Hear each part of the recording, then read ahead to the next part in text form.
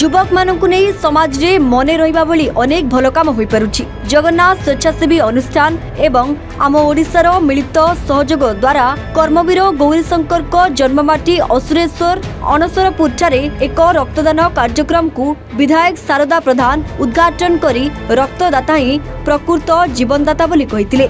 एही कार्यक्रम रे समाजसेवी रमेश स्वाई, देवेंद्र साहू, भावग्राही राउत, सांबादिक प्रफुल्ल दास, अनंत सिंह प्रमुख बहु विशिष्ट व्यक्ति माने जोग दैथिले।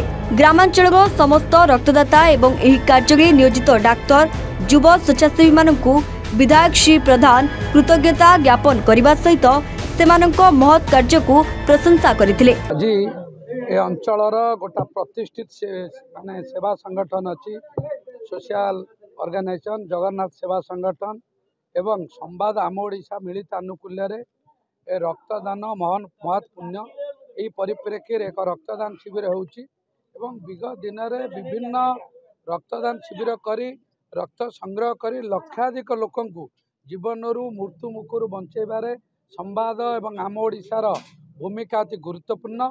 मु तेणुकर प्रथमे यार प्रतिष्ठाता फाउंडर चेयरमैन पूर्वतन सांसद सौम्य रंजन पट्टनायक को धन्यवाद कृतज्ञता ज्ञापन करुच्ची। द्वितीय अंचलर जनसाधारण अनुष्ठान कार्यकर्ता एवं विशेषकर दीर्घ वर्ष धरी जो अनुष्ठान विभिन्न स्वेच्छासेवी कार्य नियोजित अच्छा जगन्नाथ सेवा संगठन धन्यवाद कृतज्ञता दौरान एभली सामाजिक कार्य करुँच। मु भगवान पाखे डाकुची से उत्तरोत्तर कामना रो आगामी दिन में से सामाजिक कार्यक्रम करतु आम अंचलर उदाहरण साजन। ट्विन सिटी प्रदीप्त महाराणा रिपोर्ट एवं ओडिशा।